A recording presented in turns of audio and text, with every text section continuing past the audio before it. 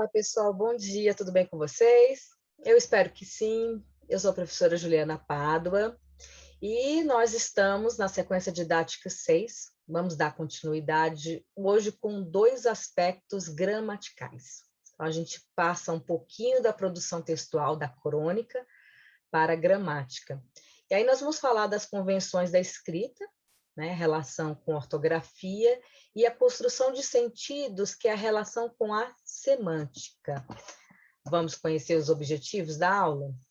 Então, primeiro, observar os processos de convenção ortográfica na língua. Depois, traçar relações entre aspectos diferenciais entre parônimos e homônimos. Vamos conhecer aí esses termos. E, no terceiro momento, reconhecer as relações lexicais na construção dos sentidos em relação à polissemia, à sinonímia e à antonímia. Relações lexicais dizem respeito ao conjunto do vocabulário que nós temos em nossa língua. Então, verificar o sentido, o significado, o papel das palavras em determinados contextos. O aspecto polissêmico, né? A palavra já dá um indicativo aí, poli, muitos. Sinônimos e antônimos não são novidade, mas nós vamos falar sobre eles de uma forma mais aprofundada.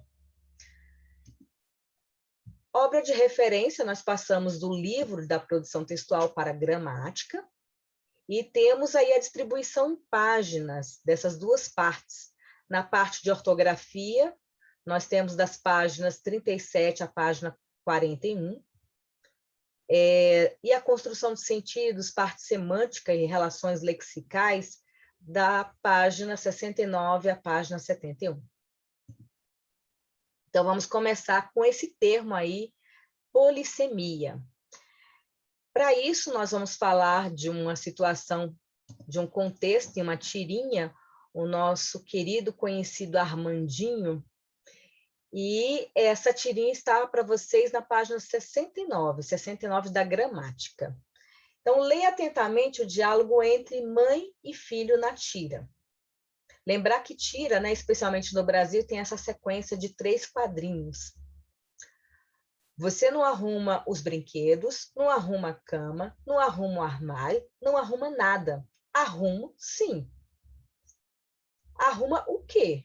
Desculpas. Então, o terceiro quadrinho aí revela, né, um humor quando o Armandinho dá uma resposta inusitada à mãe, né? Isso acontece, viu, gente, no dia a dia, né? A gente sabe. Então, assim como essa situação, né, de pedir para arrumar o quarto, organizar as coisas, chamar atenção, isso é diário também. Na pandemia, então, muito mais. Então, vamos lá, vamos analisar aí essa situação. A mãe do menino Armandinho está chamando a atenção dele. Por que razão ela faz isso? Ela alega que ele não está organizando as coisas dele, né? Então, a mãe chama a atenção de Armandinho porque ele não tem o hábito de arrumar suas coisas. Segundo ela, o menino não arruma os brinquedos, não arruma a cama, não arruma o armário, não arruma nada. Qual a reação de Armandinho? Numa reação esperada, né, ele poderia dizer, desculpa, mãe, eu vou arrumar, eu não arrumo, mas eu vou arrumar. Ou outra resposta que não a que ele deu, né? Mas ele, diferente disso, discorda da mãe e alega que não é verdade, que ele arruma sim, né? Que ele não arrume nada. Isso não é verdade. O que ele arruma? Desculpas. A resposta dada por Armandinho é responsável pela construção do humor da tira. Por quê? Então, eu já comentei, né? Porque é uma resposta inesperada. A mãe reclama da desordem, é um aspecto normal ali, né? Uma situação cotidiana, até aí tudo bem, mas quando o Armandinho resolve dizer eu arrumo sim, cria-se uma expectativa, né? Então, ele usa o verbo aí, arrumar, em outro sentido, né? Diferente do que a mãe atribui. Então, olha só, a resposta de Armandinho para a mãe surpreende pelo inesperado. Ela reclama da desordem que o menino deixa seus brinquedos, sua cama, seu armário. Então, quando usa o verbo arrumar, é evidente que ela está se referindo ao sentido de pôr as coisas em ordem, guardá-las em seus lugares. O menino atribui outro sentido ao mesmo verbo, quando diz que arruma desculpas. Armandinho está dizendo que arranja, consegue, encontra. É um outro sentido, né? Arranja desculpas para explicar a sua bagunça. O dicionário AIS da língua portuguesa registra 12 significados para o verbo arrumar. Entre eles estão os seguintes. Esse verbo também, algumas vezes, é utilizado no nosso cotidiano para falar no lugar de consertar, né? Vou arrumar meu carro. Mas, nesse contexto da tirinha, nós temos 2 significados a destacar, né? Nós vamos destacar 2 significados, um relacionado à mãe e o outro ao filho, que é o Armandinho. Então, num momento aí, olha, seria a segunda concepção, diz o seguinte: pôr algo em certa ordem, conveniente, apropriada, arranjar, compor, dispor, em outro conceito, com outro sentido aí, né? Parece que já o 11º, sentido de obter algo, satisfazendo um desejo, conseguir, arranjar. Podemos associar a primeira definição do termo ao sentido que o verbo tem para a mãe, e a segunda ao sentido que tem na fala do filho. Com base na definição dada pelo dicionário, como você explica essa mudança de sentido no contexto da tira, né? Primeiro, porque nós temos essa dinâmica, essa possibilidade de uma palavra assumir mais de um significado, né? E o Armandinho acaba se apropriando de um outro sentido para desarmar a mãe. Então, vamos ver a sugestão de resposta aí do livro. A mãe faz uso de um sentido corrente do verbo arrumar, porque está chamando a atenção, né, do filho, que não guarda as coisas nos devidos lugares, e Armandinho, por sua vez, percebe que a mãe está brava e tenta desarmá-la com o sentido inesperado que dá ao verbo arrumar. Aí ficou a atenção do filho, né? Depois a gente arruma. Também tem que arrumar, né? Consertar, retificar. O diálogo entre mãe e filho permite concluir que, em diferentes contextos, cultural, regional, social, o sentido das palavras pode mudar. A esse fenômeno chamamos polissemia. Então, vamos conhecer a polissemia. Polissemia eu posso entender como a multiplicidade de sentidos que uma mesma palavra da língua portuguesa pode apresentar, em diferentes contextos. Né? E aí a gente vai ter que diferenciar de outras questões que nós vamos ver mais à frente, porque é um termo que se confunde com outros. Polissemia é também aí um fenômeno linguístico caracterizado pela existência de um termo que apresenta mais de um significado. Então, a palavra língua, por exemplo, aí pode ser o idioma, o órgão. Então, várias situações, dependendo do contexto, né, para que essa palavra assuma um valor diferente. Se não forem bem contextualizadas essas palavras, eu posso gerar uma ambiguidade. E aí a gente tem que ter o cuidado de diferenciar polissemia de ambiguidade, porque o processo ambíguo, esse outro fenômeno, na realidade, quando eu não consigo saber exatamente a intenção de quem escreve, né? Eu consigo entender 2 coisas e não sei exatamente. É claro que, às vezes, a ambiguidade ela é proposital, especialmente a serviço da arte, da literatura, né? Mas não é a mesma coisa da polissemia. A polissemia é a possibilidade de uma palavra assumir vários conceitos, mas esse conceito é único dentro de uma situação, como a gente percebe aí no verbo arrumar, na fala da mãe e na fala do Armandinho. A polissemia também se diferencia da homonímia. Homo, mesmo, né? É a palavra que, ora, tem o mesmo som, né, com escrita diferente, ora, o som uma diferença pequena, né, na sonoridade e com sentidos diversos, que consiste em palavras que têm a mesma pronúncia ou grafia, mas significados diferentes, como as palavras acento, do acento gráfico, e o acento com 2 S, com sentido de sentar, né? Lugar onde podemos sentar. A polissemia também representa a multiplicidade de significados de uma palavra, né? Poli aí vem do grego, significa muitos. Então, esse termo aí apresenta um significado diverso, mas de acordo com o contexto. Eu só vou saber essa relação com perfeição, fazendo a diferenciação de sentidos dentro de um contexto. Então, a polissemia é a propriedade, né, que uma palavra tende a apresentar diferentes significações. Mais exemplos aí, com a palavra cabeça. Ele sempre traz o boné na cabeça. Esse é talvez o primeiro sentido do dicionário, né, mais denotativo, a parte do corpo humano. Rodrigo é o cabeça, com o sentido de líder. Então, é o cabeça da equipe, o chefe, o líder da equipe. Acertou o dedo e não a cabeça do prego, parte superior, né? Cabeça aí com sentido, a gente chama até esses termos, né, que não tem uma palavra própria, de catacrese. Então, cabeça, dente de alho, braço da cadeira e por aí vai, né? Vocês se lembram disso.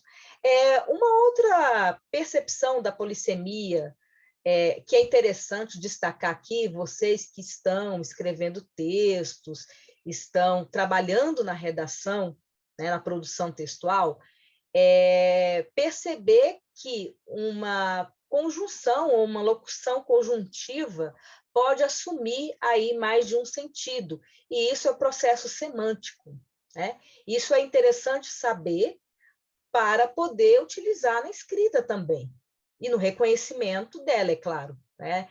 Em termos de interpretação textual ou em termos de produção. Então, olha, é o processo pelo qual a mesma conjunção assume diferentes classificações a depender do contexto em que for empregada.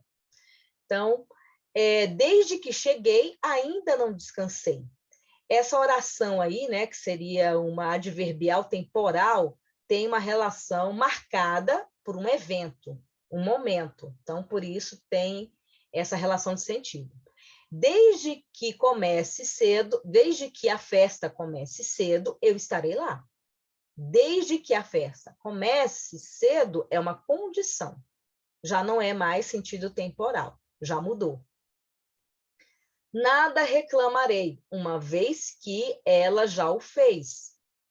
Como ela já reclamou, eu não vou fazer. Então, essa é uma relação de causa. Agora, uma vez que ele me trate educadamente, eu atenderei. Aí também é uma relação de condição, como a segunda, né, da anterior. Mais alguns sentidos para um outro termo muito comum, né, uma conjunção, é o como, que pode assumir, neste caso aí, 3 sentidos diferentes. Ele come como um leão. Comparação. Então, uma relação comparativa. Como você está gripado, é melhor ficar em casa. Hoje em dia, mais ainda, né? Causa, né, como uma justificativa. Fiz o relatório como o diretor ensinou. Fiz o relatório conforme, de acordo com as instruções do diretor. Então, são relações, são sentidos diferentes. Também o E é uma conjunção muito frequente, que não só significa adição, né? Mas tem outros sentidos, como aparecem aí. Estudou muito e não foi bem na prova. Isso não é sentido de aditiva, mas sim de adversidade, porque a expectativa de quem estuda é tirar ou ir bem na prova, né? Tirar uma boa nota, ir bem na prova. Estudou muito e entrou na USP, e aí como relação de consequência. E aí agora a gente passa para outra relação de sentido, né, entre palavras, a partir da perspectiva dos sinônimos e dos antônimos. Vamos lá. A primeira situação aparece para vocês na página 70, que é um anúncio publicitário, né, para pessoas que estão ali visitando a cidade de São Paulo e querem usar os termos, as palavras certas, né? Então, ele diz o seguinte: chame semáforo de farol. nem todo lugar, né? Lá em São Paulo, segundo esse texto, o semáforo é chamado de farol, né? Então, o anúncio ao lado faz parte de uma página de humor criada em uma rede social e oferece instruções para quem deseja falar e agir como um verdadeiro paulistano. No texto, esses dois termos aí, nesse contexto, aparecem como sinônimos, como palavras próximas. É preciso ter cuidado que a noção de uma sinonímia perfeita é bastante complicada, né? Nós temos uma aproximação. E, muitas vezes, um termo que parece ser sinônimo, dependendo daquela situação, né? Não cabe. Tá? Para dar um exemplo aqui, a gente tem a palavra intervalo, o intervalo de vocês, que é um momento, às vezes, ou chamado de recreio, e eu tenho a palavra íntere, que é também um intervalo, só que eu não posso substituir um pelo outro de forma adequada, né? O intervalo, ninguém vai chamar esse momento do horário de vocês, né? Nesse íntere, tá? Então, nesse espaço de tempo, nesse ato também. Então, é preciso entender e saber aplicar esses termos. E isso não só na hora de interpretar, como também na hora de vocês escreverem, porque vocês precisam desse conhecimento dos sinônimos e também dos antônimos, né? Mas dos sinônimos, especialmente para evitar uma coisa que a gente marca bastante, que é a repetição de uma palavra, de um termo. Então, vamos lá, tome nota. Sinonímia é a relação de semelhança de sentido entre palavras e expressões da língua. Cada um dos termos de sentido semelhante é chamada de sinônimo dos outros termos com os quais se relaciona semanticamente. Então, a semântica, essa relação de sentido. Passando para a segunda situação, que aparece ali na página 71, nós temos, né, essa tirinha, o cartoon. O problema dessas tais estruturas temporárias é que o prejuízo é permanente. Mais dinheiro público na Copa. Então, a gente tem um indicativo aí de que situação, né? Essa crítica acontece especialmente na Copa de 2014, em relação aos gastos, e o cartunista aí, Edgar Vasquez, né, vai, com essa crítica, explorar os sentidos de oposição entre os termos temporárias e permanente, né? Então, aí já é uma relação contrária, né? A sinonímia como relação de aproximação e o antônimo como oposição, distanciamento.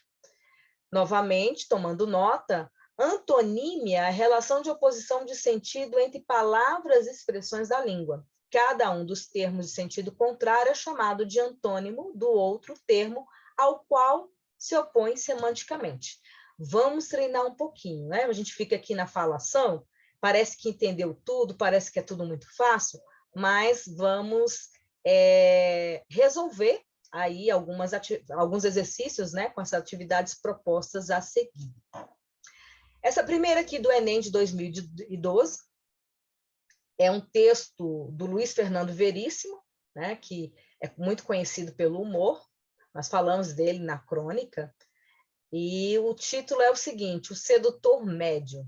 Vamos juntar nossas rendas e expectativas de vida, querida. O que me dizes? Ter 2, 3 filhos e ser meio felizes. Então, vamos tentar entender aí essa situação apresentada, né, pelo Veríssimo, que está na forma poética, né, mas que tem também um traço de ironia, de reflexão também. No poema O Sedutor Médio, é possível reconhecer a presença de posições críticas.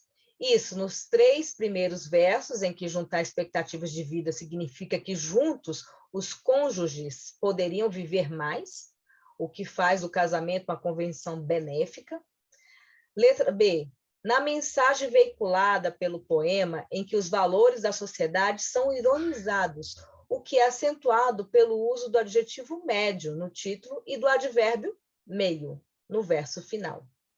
No verso "E ser meio felizes", em que meio é sinônimo de metade, ou seja, no casamento apenas um dos cônjuges se sentiria realizado. Será que é essa daí? Nos 2 primeiros versos, em que juntar rendas indica que o sujeito poético passa por dificuldades financeiras e almeja os rendimentos da mulher. No título, em que o adjetivo médio qualifica o sujeito poético como desinteressante ao sexo oposto e inábil em termos de conquistas amorosas. Então, essa questão aí diz respeito à sinonímia também, porque a gente precisa entender essas relações de sentido dentro do contexto, né? Especialmente relacionadas às palavras o médio, né? E meio. A resposta aí é a letra B. É preciso entender e verificar que as outras questões extrapolam a possibilidade aí de interpretação textual dentro do que o escritor nos apresenta, nos coloca, né? Nós podemos, sim, fazer uma análise, uma interpretação, um julgamento, desde que eu tenha elementos visíveis no texto para isso, né? Então, a primeira aí, viver mais, por exemplo, não existe essa, não sei como enxergar essa possibilidade, né?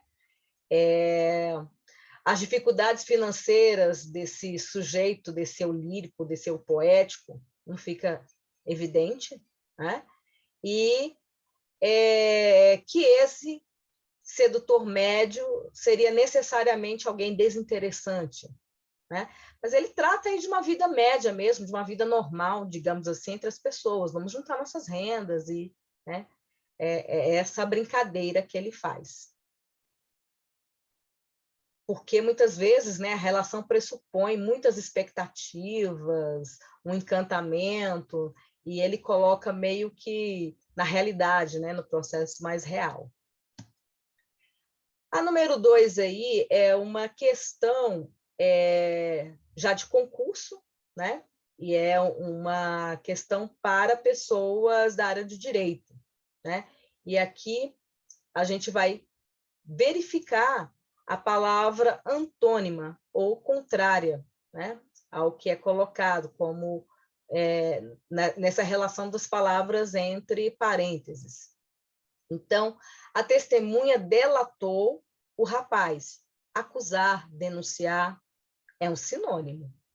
Aquela região é pobre. Eu poderia relacionar pobre aí, né, a uma carência, a uma falta, também como sinônimo. O réu pediu dispensa da testemunha. A gente vai ver depois como parônimos que essa palavra pode ser dispensa ou despensa, mas com sentidos bem diversos. E essa dispensa aí tem o sentido também de isenção, sim, né? Mas aí é um sinônimo. A fama é efêmera, como a vida, né? Também é fugaz, não dura. Então, o sentido contrário de efêmero é duradouro. Seria essa a resposta. Aquela senhora é muito elegante, ela é alinhada, que é um outro termo sinônimo, né, para falar elegante. Só para conferir aí. Agora nós passamos um pouquinho para as convenções da escrita ortografia. Depois, parônimos e homônimos, que é o estudo semântico, né, de sentido, essas duas relações. Aqui nós temos, na tirinha, né, novamente, o Armandinho, a palavra cesta, escrita de 3 maneiras. Cesta com C, cesta com S e outro S, né? Adoramos cestas, adoramos cestas, adoramos cestas. Falando não tem diferença nenhuma. Mas na escrita nós percebemos aí essas diferenças, né? Como palavras, e vemos um pouquinho antes, né? Como homônimos. Então, pensando aí no significado dessas palavras, o que seria? A cesta ali já está na ilustração. Mas o que seria essa cesta aí, com o Armandinho bem feliz, deitado no sofá, e adoramos cestas com X, que a gente conhece, né, como o dia da semana, ele já pronto aí para uma praia, uma piscina. Então, vamos lá. Sobre a tirinha, é possível afirmar que o efeito de sentido do texto acima é causado através da rotina de afazeres que o menino tem durante o dia, será? Da semelhança fônica entre as palavras cestas, cestas e cestas, mas com significados totalmente diferentes. Só lembrar que essa segunda palavra aí, cesta, né? Tirar a cesta, ou cesta, algumas pessoas pronunciam assim, seria o descanso, né? Na Europa é muito comum, na Espanha fazem muito isso, né? Fecham um comércio à tarde e tem ali algumas horas de descanso. E sexta como o dia da semana, como a gente já falou. Seria a letra B? Ou, né, esse efeito de sentido é causado pela semelhança gráfica entre as palavras sexta, cestas, cestas, mas com significados totalmente diferentes. Então, do fato de cestas e cestas terem o mesmo significado, escritas diferentes, ou do fato dessas palavras terem o mesmo som e significado equivalentes, próximos. A resposta é, de novo, letra B. Tá? Então, são palavras que têm uma semelhança fônica, né? Entre elas, cestas, cestas, cestas, mas com significados totalmente diferentes. E aqui nós temos uma outra parte, né, de estudos ortográficos das páginas 37 e 38, que entra aí nas convenções da escrita. O que acontece aí, né? Então, primeiro, o conceito de ortografia, orto aí significando reto, correto, e grafia é escrita correta. Por isso que a gente diz que é pleonástico dizer, né, a ortografia correta. A ortografia já é escrita correta. Vou observar a ortografia. Fazer marcações ortográficas já é observar a grafia correta.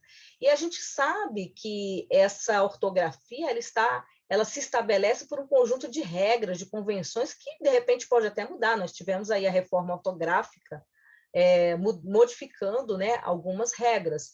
Isso muito em razão dos países lusófonos que falam a língua portuguesa para uma tentativa de aproximação. Tá? Então, aí vai falar do alfabeto, do que faz parte, né, do nosso, e as letras que foram agregadas, né, para algumas situações, como o K, W, Y, do sistema de acentuação, né? Então, isso é a ortografia.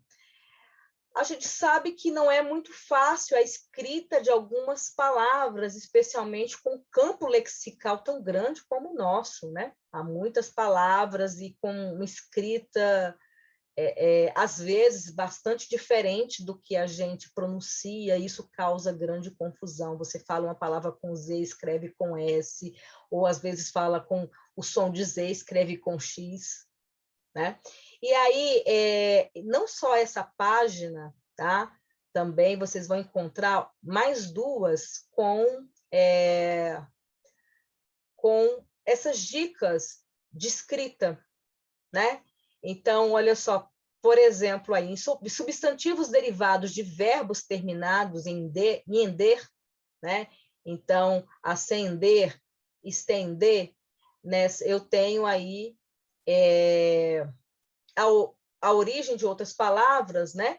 Com S no final, ascensão, extensão. Isso causa muita dúvida, né? Eu não sei se é com cedilha, não sei se é com S, como é que é. Também com as palavras SS, né? E eu tenho aí, ó, substantivos derivados do verbo ceder, conceder, concessão, exceder, excesso, excessivo, a escrita com 2 S's. A convenção mais conhecida que nós temos, né, é o uso do M antes de P e B, vocês sabem, né? E aí nós temos outras também, com X após ditongo, auxílio, após o E, né? O caso aí, né? Aí vai marcar também as exceções. Então, nós temos algumas dicas, especialmente de palavras que são derivadas de substantivos, que formam verbos, né? Formas verbais, e a gente pode se orientar um pouquinho, né? Tentar decorar alguma outra coisa para poder minimizar as dúvidas, né? Mas, na verdade, a gente aprende a escrever escrevendo, né? Isso vai ser internalizado de uma forma mais naturalizada, né? Mais tranquila. E, é claro, lendo também. Lendo, você consegue processar a escrita dessas palavras. Agora, nós passamos para a parte semântica, voltando um pouquinho a essa parte de sentido, né? Com os homônimos. Como nós falamos aí, né?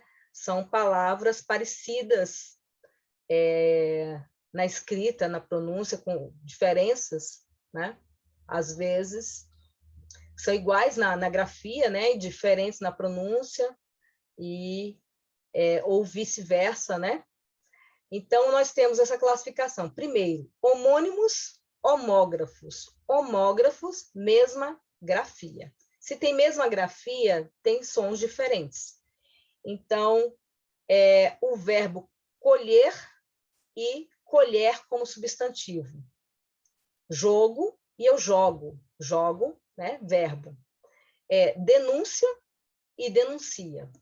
Nós temos também as palavras homônimas, homófonas, né? Que seria iguais na pronúncia e diferentes na grafia, né? Então, o caso de cesta lá, na pronúncia eu não consigo diferenciar nada, né? Mas na grafia eu percebo que elas são diferentes.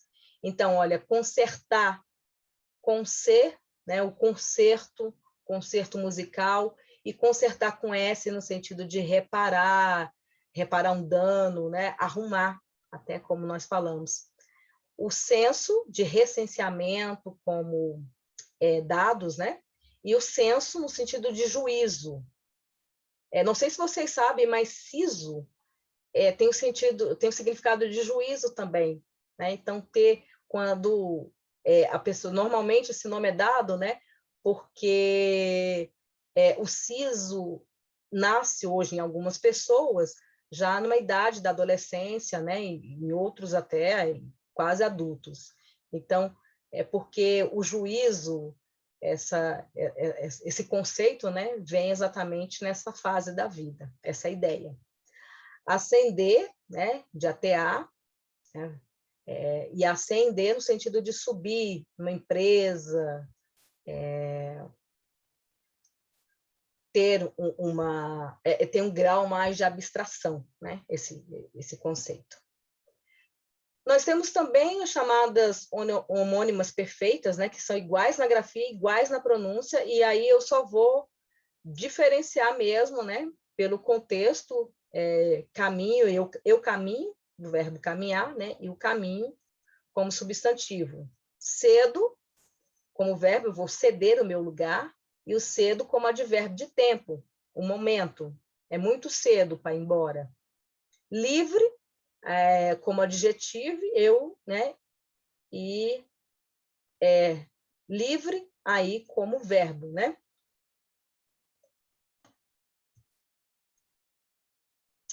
Parônimos, a palavra já dá uma indicação. Se os homônimos, homo, né? Iguais em alguma coisa, na pronúncia, na escrita, os parônimos, e só tem essa classificação, são palavras com uma pronúncia parecida, mas com sentidos diferentes.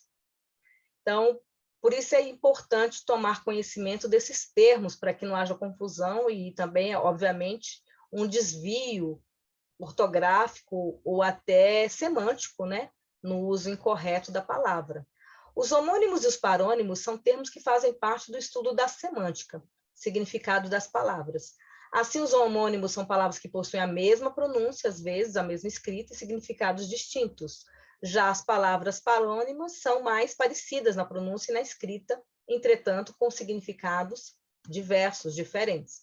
Aqui a gente tem uma tabelinha, vocês têm também na gramática, né? Mas ampliei um pouquinho aqui, para depois vocês darem uma olhada, né? Os mais comuns, tá? Pegando aqui, por exemplo,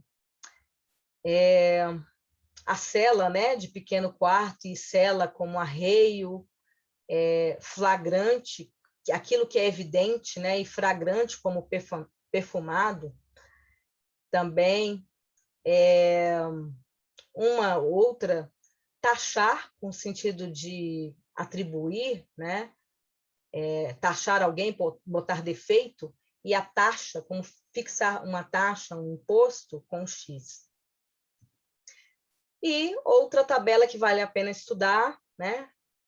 É essa de parônimos. Aí a gente vê a semelhança entre as palavras absolver, isso aí causa confusão. Absolver e absorver, né? No sentido de aspirar, de sorver, e absorver no sentido de perdoar, de inocentar.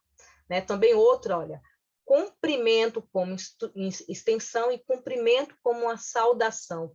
Outra que causa uma confusão é discriminar e discriminar.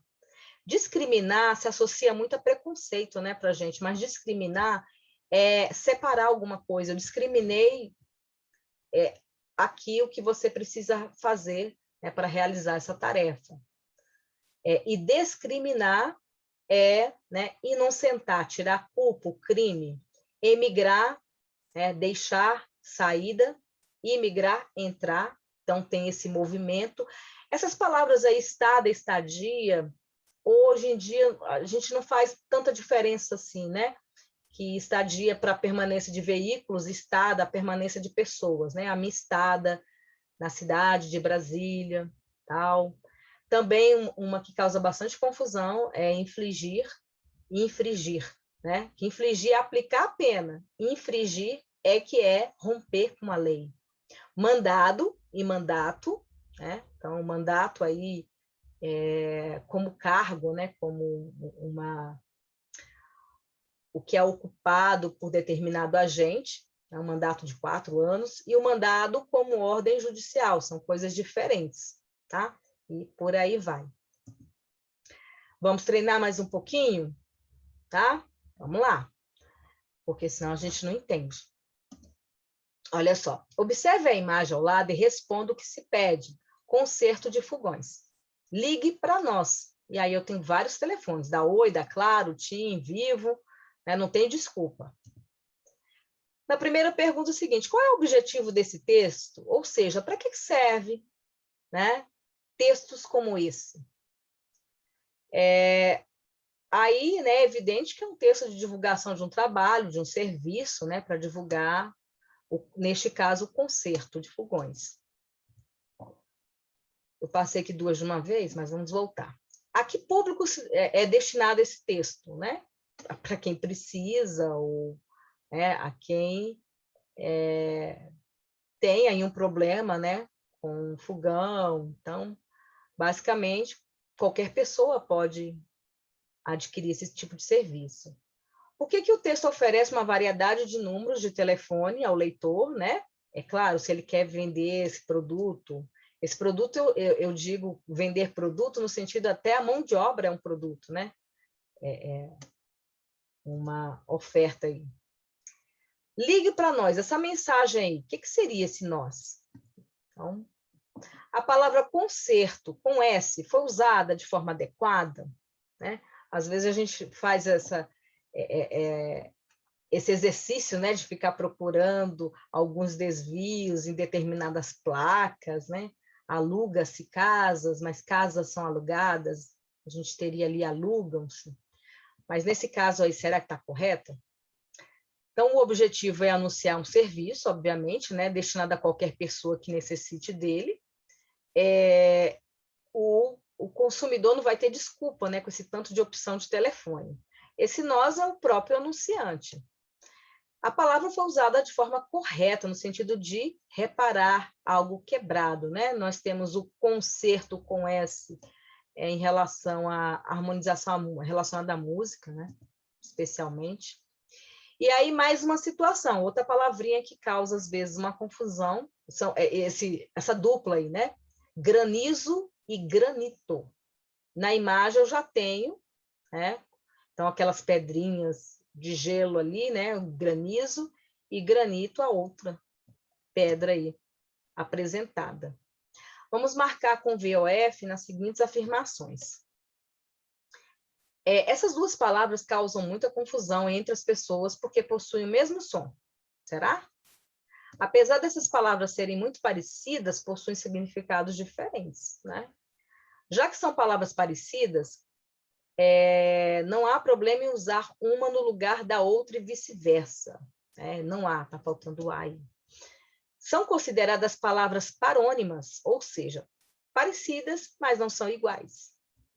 Então, F na primeira, né? V aí, são palavras parecidas com significados diferentes. É claro que há problema, sim, né, em usar uma no lugar da outra. E são palavras parônimas. Também nós temos essa situação aí, ó, de posar e pousar. Ela adora posar para fotos. Agora, né, selfie, redes sociais. O avião vai pousar agora. A imagem acima exemplifica o quanto a ortografia da língua portuguesa apresenta detalhes, os quais devemos estar atentos. Outro exemplo do mesmo nível dessa imagem pode ser em. Essa palavra sem e sem, acento e acento, cozer e cozer, cheque, cheque, ou suar e soar. Há uma pequena diferença, né, entre as palavras na pronúncia. Então, seria a letra E. Eu acho, né, que não é incomum as pessoas, às vezes, se atrapalharem, né, com essas formas verbais aí, suar e soar, né? Dizer eu sou muito, como se fosse o som, e não eu suo de suor. Então, tem essa confusão também.